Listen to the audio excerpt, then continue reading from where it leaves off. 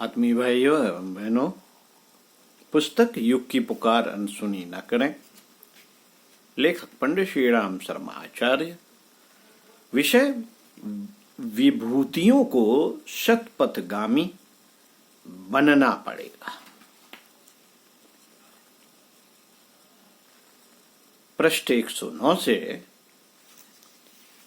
आपको पढ़कर सुनाते हैं। धन की प्रतिभा को लोभ, परिग्रह और कृपणता के बंधनों से छुड़ाना होगा।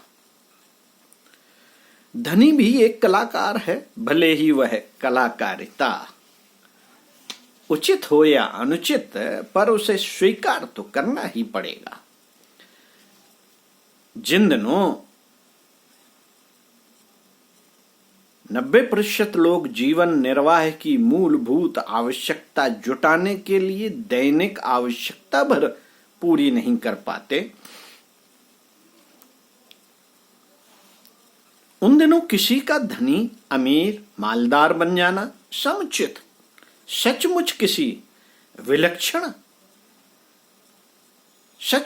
विलक्षण व्यक्ति का ही काम है। अधिक उपार्जन की क्षमता समझ में आती है। अधिक उपार्जन की क्षमता समझ में आती है, पर जिन दिनों दशों दिशाएं अज्ञान, अभाव और अशक्त की पीड़ा से बुरी तरह कराह रही हों, उन दिनों लोक मंगल की आवश्यकताओं से आंखें मीचकर जो अर्थ संग्रह कर सकता है, अमीरी और अय्यासी जुटा सकता है, उसे पत्थर के कलीजे वाला आदमी ही कहा जाएगा। घोर अनुदार, परम कृपण और स्वार्थांध के लिए ही यह स्थिति प्राप्त कर सकना संभव है। सो इन विशेषताओं से संपन्न धनी व्यक्ति को महापुरुष जैसा सफल जीवन तो नहीं, विलक्षण जरूर कहा जाएगा। यह विलक्षणता कला नहीं तो और क्या है। धनी भी कलाकारों की अग्रिम पंक्ति में खड़ा है, उसे पीछे कौन धकेले? प्रश्न है। इस अग्रिम पंक्ति में खड़ी प्रतिभा को कुमार्गगामी नहीं होने दिया जाना चाहिए। उसे अति नम्रता पूर्वक समझाया जाना चाहिए कि इन कलाओं की तरह संपन्नता भी एक परम पवित्र विभूति है और इसका उपयोग लोक मंगल के लिए ही होना चाहिए। कमाए कोई कितना ही, पर अपने और अपने परिवार के लिए खर्च भारतीय जनता के औसत स्तर का ध्यान रखकर ही करे। बचत को उदारता पूर्वक उन कार्यों के लिए देता रहे जिनके अभाव में मानवीय प्रगति रुकी पड़ी है। समय समय पर शर्वमेध करके अपना सारा कोष लोक मंगल के लिए दे डालने वाले प्राचीन काल के श्रीमंतों का उदाहरण उन्हें बताया जाना चाहिए और भामाशाह का आदर्श अपनाकर अपनी कला को सार्थक सिद्ध करने का अनुरोध करना चाहिए। उसे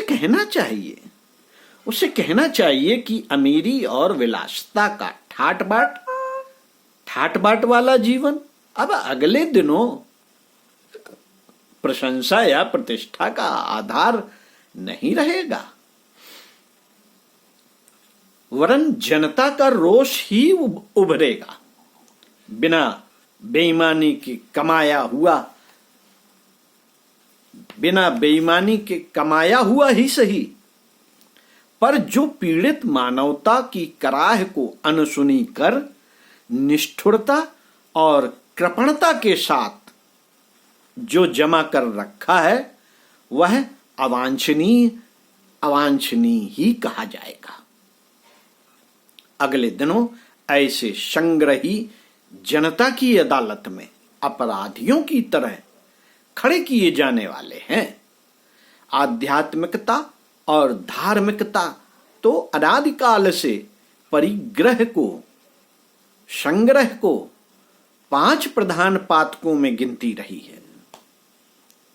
5 प्रधान पापों में गिनती रही है।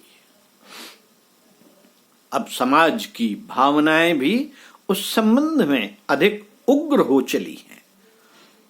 उसने धनी को संपन्न मानने की अपेक्षा अधिक दुराचारी मानना आरंभ किया है और अगले ही दिनों समाजवाद, साम्यवाद की उंगलियां गली तक डालकर जो खाया है उसे उगलवा लेने की तैयारी कर रही है। इस वस्तु स्थिति को समझना चाहिए और उस प्रतिक्रिया से डरना चाहिए। मित्रों, रूस, चीन एवं अन्य समाजवादी देशों में धनियों का बड़ा उत्पीड़न और तिरस्कार हुआ है। देर सबेर सारे संसार में वही होने वाला है। शंकर जी को बेलपत्र, गंगा जी को दूध और हनुमान जी को प्रसाद, महंत जी को मालपुए खिलाकर अब किसी को ईश्वरीय सहायता की आशा नहीं करनी चाहिए। और लंबी माला सटकाने वाले, रोज गंगा जल पीने वालों को अपनी धार्मिकता की दुहाई अब नहीं देनी चाहिए, क्योंकि इसे घड़ियाल के आंसू भर माना जाएगा।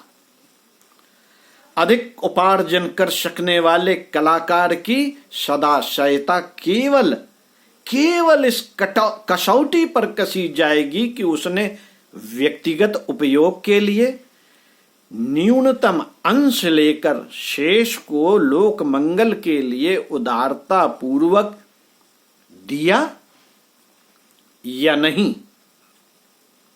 राजाओं के राज, जमींदारों की जमींदारी जा चुकी, अब अमीरों की अमीरी जाने को तैयार बैठी है। सरकारी टैक्सों की दर दिन दिन बढ़ रही है। इनकम टैक्स, सुपर टैक्स, संपत्ति टैक्स, मृत्यु टैक्स आदि की कैंची तेजी से चल रही है। कुछ दिन बाद इन झंझटों में व्यर्थ सिर फोड़ने से बचने के लिए समाज सीधे व्यक्ति की निजी संपदा पर कब्जा कर लेगा। हो सकता है सरकार ही घोषणा कर दे किसी दिन। यह एक कड़वी किंतु सुनिश्चित सच्चाई है। इसलिए हर धनवंत कलाकार को पूर्व चेतावनी, नेक सलाह दी जानी चाहिए कि वह बेटे पोतों के लिए